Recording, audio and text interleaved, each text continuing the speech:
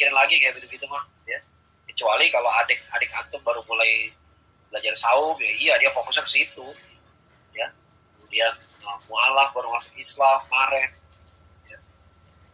Wajar lah dia kelaparan segala macam, dia harus dihibur, harus semangat. Kalau kita nggak usah lagi, kita mulai mikir yang lain, kita mulai mikirin kayak tadi tarawih, kita mulai mikirin tilawah kita selama lagi saum, ya. Saum itu kan cuma siangnya aja, ya, subuh sampai maghrib. Ya. Selama saum itu kita ngapain aja? Sedekah, ya, sholat duhanya, ya. Kalau lagi ada masalah, sholat istikharah. Ya, sholat istikharah itu bukan, kadang ada yang nanya ke saya, kok tiap masalah kita istikharah, ntar Allah repot atau enggak? Allah nggak bakal repot. Ya justru itu disunahkan. Tandanya apa? Tandanya kita sebagai hamba mau melibatkan Allah. Ya, jadi kalau ada masalah besar, istikharah, ya, sholat rawatib kita, sebelum sudah zuhur, sebelum subuh dan sebagainya. Coba kita perhatikan sekarang, ya, yang kecil-kecil, kebiasaan kita komentarin orang, gibahin orang, ya, coba dihentikan. Mata kita jangan melihat yang nggak boleh, telinga kita nggak usah dengerin yang nggak penting, ya. Coba kita perbaiki hal-hal itu. Ini saya kasih contoh nih, ada beberapa hal yang harus kita perhatikan di bulan Ramadan. Ini contohnya aktual sekali. Jadi ada adalah pengurus TPQ yang saya kenal gitu ya. Jadi kan gara-gara lockdown kayak begini, akhirnya nggak ada pelajaran di TPQ kan. Jadi guru-guru ngaji nggak ngajar, kemudian anak yang belajar di TPQ juga nggak di TPQ-nya gitu ya. Tapi tiba-tiba ada omongan begini, gimana digaji bulan April? Nah, bayar TPQ itu di awal. Jadi sebenarnya anggaran untuk bayar gaji mereka itu udah ada. Tapi ada juga pengurus TPQ yang berargumen, enggak, guru-guru ngaji itu nggak usah digaji lah. Kenapa? Digaji buta dong. Kerja kagak, tapi digaji juga. Nah, itu nggak boleh kalimat kayak begitu, saya bilang. Sekarang ini mereka lagi susah. Lalu dia susah. Dari dulu guru TPQ itu gajinya nggak besar. Nggak besar aja, sekarang jadi nol. Nah itu yang saya bilang, dia buktikan ini baik apa enggak. Coba antum perhatikan orang-orang di sekitar antum. Ya, kira-kira siapa orang yang lagi susah, satpam komplek kah? Satpam komplek tuh ada, digaji terus, tapi dia nggak pernah pakai masker. Gimana nih ceritanya? Cariin masker buat mereka misalnya. Ya. Jadi kita nih harus peka dengan kondisi sekitar. Ya. Jangan sampai guru gaji anak-anak kita, kalau di sini anak muda semua ya, guru gaji kita, ya, guru gaji kita dulu barangkali gitu ya. Dan sekarang mereka susah sekarang. Ya, ilmu tuh nggak bisa dibayar pakai uang. Kenapa? Karena uang itu habis dipakai belanja bulan depan. Tapi ilmu atau pakai sampai tua. Ya. Dan jangan merendahkan orang karena dia kan cuma guru gaji doang, coba baca alif ba ta cincai lah itu. Iya, ilmunya kecil. Ya, ilmunya kecil. Tapi dari ilmu yang kecil itu untuk beranjak ke ilmu yang lain. Itu bisa beranjak ke ilmu yang lain. Kalau antum nggak belajar alif ba ta, itu nggak bisa baca Quran. 1 juz sehari nggak ada hal seperti itu. Jadi antum tetap berhutang budi sama mereka. Coba perhatikan orang itu sekarang kondisi lagi susah. Kalau kita termasuk yang dikasih kelapangan sama Allah, coba jadikan itu amal terbaik kita sekarang. Coba pikirkan gimana nasibnya satpam kampus, ya, tugas jadi terkampus, gimana kabar mereka gitu ya. Apakah mereka ada yang menjamin atau bagaimana? Jangan gajinya dipotong, jangan mereka nggak punya masker dan sebagainya gitu ya. Jadi keluarganya nggak, macam-macam lah. Coba kita pikirkan tukang gorengan langganan kita, ya kalau kita suka beli sarapan bubur ayam, sarapan apa gitu ya. Kita pikirkan mereka sekarang juga sekarang susah karena banyak orang nggak keluar rumah. Pasti banyak yang nggak jajan di luar. Coba kita pikirkan orang-orang di sekitar kita, orang yang dekat dengan kita, yang berjasa sama kita, jangan sampai kita melupakan. Seperti saya bilang tadi, ini tuh musibah menguji kita. Kira-kira kita orang baik atau bukan? Kalau kita diam-diam aja, kita nggak pedulikan orang lain, kita orang bukan orang baik. Nanti di akhirat jangan bilang saya orang baik, ya Allah, saya nggak pernah tinggalin sholat, dia sholat dan tinggalin. Tapi musibah itu nggak bikin orang lain. Nah itu jadi kiat untuk sukses Ramadan dari saya, pertama kita harus memahami takdir, tahu cara menyikapi takdir, karena ini masalah penting sekarang. Yang kedua, jangan reduksi Ramadan menjadi saum. Ya, Ramadan itu bukan cuma saumnya doang. Dan yang ketiga, saumnya itu pun jangan direduksi lagi. Jangan hanya menjadi tidak makan, tidak minum. Ya, selama saum kita mikirin yang lain lah. Gak makan, gak minum itu udah otomatis lah. Ya, gampang lah. Gampang sekali. Ingat sekali. Nggak sulit. Jangan pikir nanti kalau lagi saum nanti sakit perut. Enggak. Kebanyakan orang enggak kok. Yang sakit mah pun kebanyakan sehat. Ya, apalagi yang nggak punya sakit mah malah tambah sehat. Puasa tambah sehat. Nggak ada dokter yang muslim maupun kafir, ya, nggak ada yang bilang puasa tuh nggak baik. Nggak ada ceritanya. Puasa bikin lemah. Iya, kalau puasanya 23 jam, ya, lemah barangkali jadinya.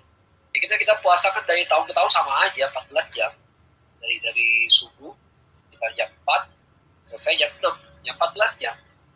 Nggak bakal nambah. Di musim kemarau segitu, musim hujan juga segitu.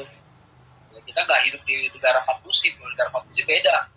Ya, kalau musim dingin itu bisa puasa itu cuma 12 jam, 9 jam. Kalau musim panas bisa sampai 18 jam. Sepanjang sekali. Ya, saya cukup sampai sini dulu. Atau pada moderator. Baik Ustadz, jazakumullah khairan atas pemaparannya tadi. Ada 3 poin yang bisa di highlight ya Ustadz. Saya ulangi aja. Yang pertama, yang poin ketiga yaitu kondisi. Kita harus tahu berhasil mensikapi dan meminta pertolongan kepada Allah dalam kondisi yang seperti ini, agar kondisi ini kan kondisi ujian, agar kita lulus dalam ujian tersebut. Kemudian yang kedua, teman-teman, jangan reduksi seolah-olah Ramadan hanya saum saja. Jadi jangan cuma puasanya aja. Terus yang ketiga, ya tadi, jangan cuma puasa sama dengan tidak makan tidak minum. Oke.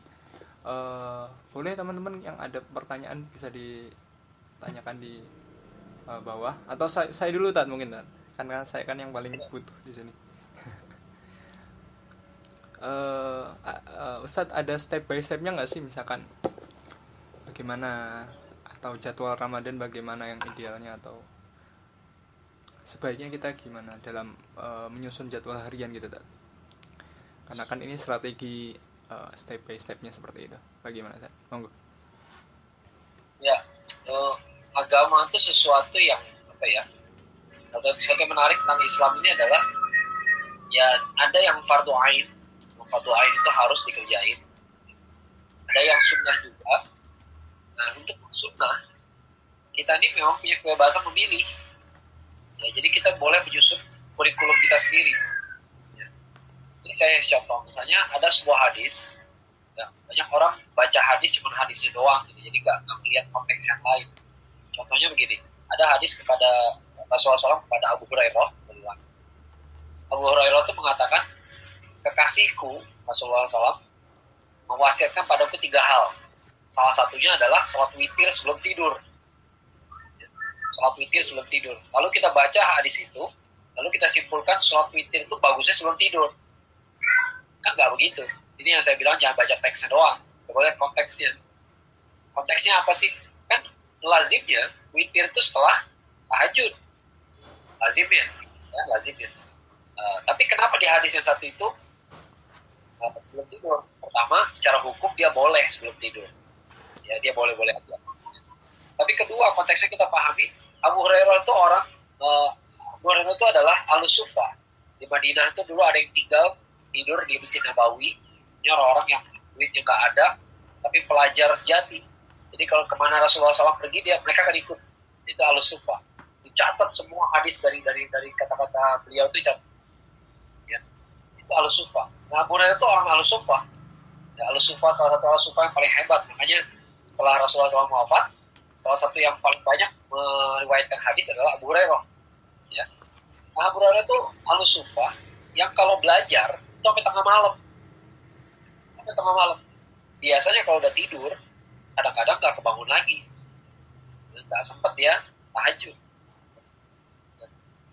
Yang kayak tipe-tipenya kayak begitu ya witirnya sebelum tidur ya. Jadi tipe-tipenya seperti itu. Ada orang yang tipe-tipe seperti itu ya. Ada orang yang memang gift-nya itu adalah dalam hal belajar, dia bisa belajar sampai tengah malam ya. Normalnya orang nggak boleh tidur tengah malam kan, normalnya. Imam Syafi'i juga demikian. Suatu saat beliau bangun lalu berpikir mau tahajud apa nulis. Kalau tahajud beliau dapat pahala untuk dirinya sendiri. Kalau nulis buku, jawab pertanyaan-pertanyaan umat, maka kebaikannya dinikmati umat. Maka dia hitung-hitung, bagusan saya nulis buku aja. Bisa nulis buku kalau gitu. Tapi nggak setiap malam dia kerja seperti itu. Ya. Dia juga kondisi tidak normal juga buat beliau. Tapi itu kan untuk beliau. Ya kalau untuk kita, ya, kira-kira bagusan tahajud apa nulis buku? Nulis buku aja belum pernah. Kata yakin nggak bukunya jadi bagus? Ya, kalau nggak jadi bagus-bagus amat, yang penting tahajud aja. Ya, ya itu hitungan kita lah. Ya. Jadi teman-teman semua jangan terlalu terpaku minta kurikulum punya orang lain. Gitu ya. Cobalah kita bertanya pada diri kita sendiri, kita kelebihan kita apa, kekurangannya apa. Ya. Kekurangan itu bukan buat didiamin. Ya, itu diperbaiki satu persatu pelan-pelan. Ya, jangan nggak pernah tahajud, tiba-tiba dipaksakan suatu malam dia bangun tahajudnya 8 rakaat, panjang lagi. Ya, kalau kayak gitu nggak mau futurnya. Ya, jangan.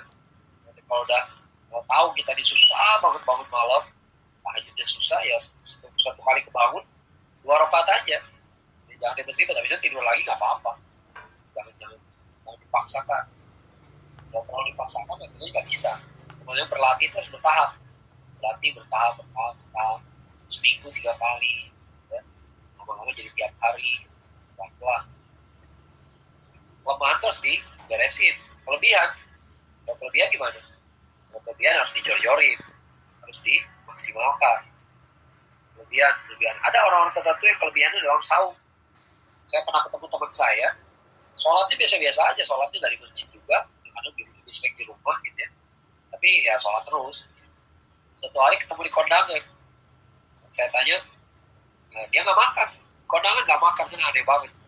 Ya, akhirnya saya tanya, lu dari kondangan yang mana lagi gitu ya, udah makan ya di kondangan sebelumnya. Ternyata kata dia nggak gitu.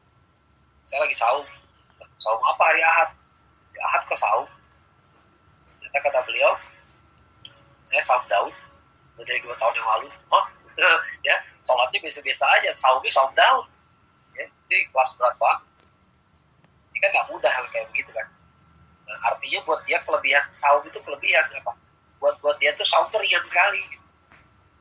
Nah karena ada ringan, maka jadilah ahlinya. Dia ahlinya. Makanya kita ini punya amal ibadah yang lain-lain. Bilal radhiyallahu anhu itu Rasulullah SAW pernah bilang kan, Bilal ini orangnya masih di dunia, suara sendalnya kedengaran di surga. Kayak gitu. Jadi suara langkah-langkah sendalnya itu kedengaran di surga. Dan nungguin dia di surga. Ternyata amal terbaik dia apa? Amal terbaiknya Bilal adalah setiap kali batal wudhu, beliau perbarui wudhunya. Jadi kalau buang air kecil, langsung wudhu dan langsung sholat 2 rakaat. Sholat sunat wudhu. Ya, gitu. Mudah nggak? Mudah-mudah aja, bisa aja dikerjain. Tapi kan yang ngerjain cuma dia doang. Itu ya. Jadi jangan terlalu terpaku sama kurikulum yang kita buat bersama gitu ya. Saya lebih menyarankan coba kita bertanya pada diri kita sendiri, lihat kelebihan kita, kekurangan kita seperti apa. Kemudian rancanglah Ramadan kita dengan cara seperti itu. Rancang, kira-kira apa kekurangan saya? Kekurangan saya adalah jarang sholat duha. Oke, bulan Ramadan ini saya punya target sepekan minimal 3 kali sholat duha.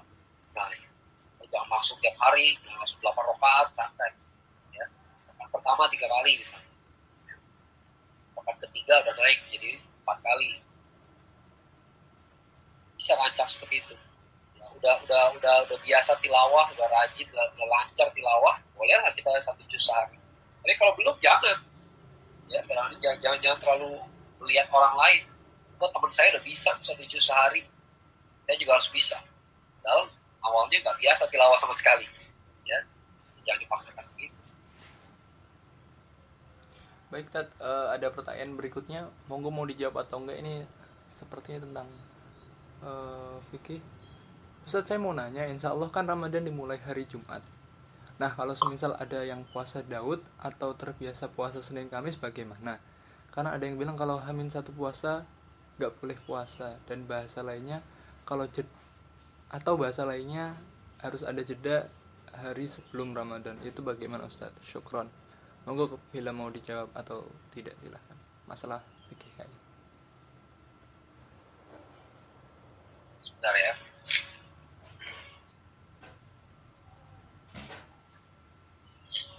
Ya, soal ini bahkan ada hadis khususnya ya. Jadi saya ngecek dulu, takut salah, tapi benar ya. Ternyata benar ya. Ada hadis khusus soal itu, hadis riwayat Bukhari dan Muslim juga, yang menyatakan bahwa janganlah berpuasa sehari atau 2 hari sebelum Ramadan, kecuali seseorang yang punya kebiasaan puasa. Kecuali yang punya kebiasaan saum, boleh dia saum. Kebiasaan saum termasuk saum yang ditanyakan ini. Kalau biasa saum Daud, jatuh sehari sebelum Ramadan, boleh nggak? Boleh. Terbiasa Senin Kamis, kebetulan hari Kamisnya, hari Jumatnya kita Ramadan, boleh nggak Kamisnya saum? Boleh, kalau biasa. Tapi kalau baru sekarang, jangan. Kenapa? Karena khawatir. Memang dalam Islam begitu ya, ibadah itu jangan sampai harus kelihatan bedanya. Makanya antara sholat wajib dengan sholat sunnah, ya, bagusnya khawatir misalnya ini, habis sholat fardu jangan langsung sholat lagi. Sholat fardu berdoa dulu, zikir dulu. Kalau bisa pindah tempat baru sholat sunnah. Ya, jadi dibedakan sholat wajibnya sama sholat sunnahnya dibedakan. Nah, sama Ramadan juga gitu, dibedakan dengan yang lainnya. Kecuali kalau sudah biasa terus. Karena ada pengecualian kayak begitu, sama kayak sholat sunat sebelum subuh. Kalau sudah subuh gimana? Haram. Kecuali bagi yang udah biasa. Jadi kalau udah biasa dia sholat sebelum subuh, ya selalu dipelihara. Tiba-tiba ketiduran. Begitu bangun, udah qomat, lari ke masjid. Ya, nah sempat lagi sholat sebelum subuh. Tapi sesudah subuh dia boleh menggantikan dua rakaat sebelum subuh tadi. Boleh bagi yang sudah biasa. Nah, kalau yang belum biasa jangan. Boleh. Itu karena sudah biasa. Kalau udah biasa nggak bisa ninggalin lagi, dan malah nggak baik kalau tinggalin. Itu lihat tuh, Islam tuh begitu memperhatikan hal seperti kayak begitu. Ya, jadi soal amal ibadah ini coba kita bertanya pada diri sendiri. Kita di posisinya gimana sekarang? Kondisi kita seperti apa? Apakah kita sudah levelnya seperti itu apa belum? Lain soal. Itu pun juga kasih catatan lagi tadi yang sholat 2 rakaat sebelum subuh. Kalau udah biasa, lalu ketinggalan, boleh sudah subuh. Tapi jangan di masjid. Ya, pulang ke rumah dulu. Kenapa? Menghindari fitnah.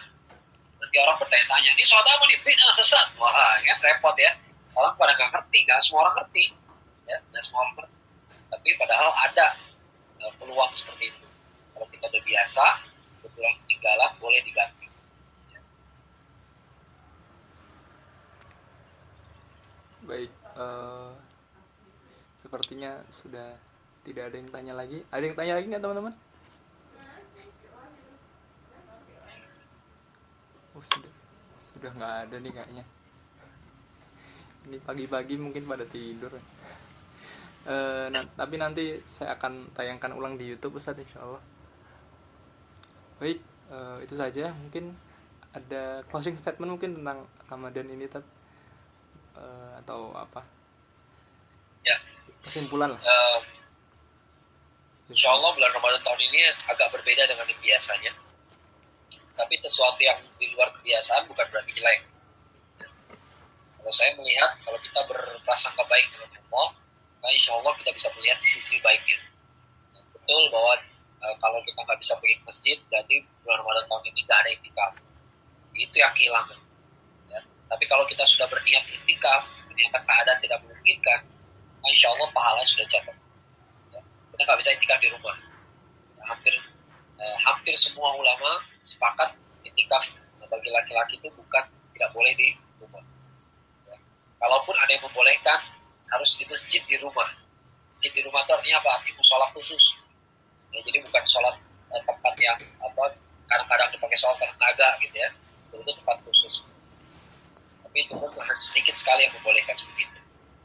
Tapi kita akan kehilangan juga. Mungkin kita akan kehilangan sholat id juga, tapi selebihnya enggak. Ya. Nah, kalau kita berprasangka baik dengan Allah, kita bisa lihat sisi baik dari apa yang terjadi. Sisi baiknya apa? Sekarang kita selama Ramadan betul-betul bisa fokus. Dulu enggak. Ya, dulu mungkin aktivis dakwah kampus akan teralihkan perhatian dengan segudang kegiatan di kampus. Dan capek bikin kegiatan di kampus. Sekarang enggak. Sekarang enggak ada alasan lagi, antum semua harus perhatikan amal antum. Ya, harus perhatikan ibadah kita. Dulu kita teralihkan fokusnya sama bukber.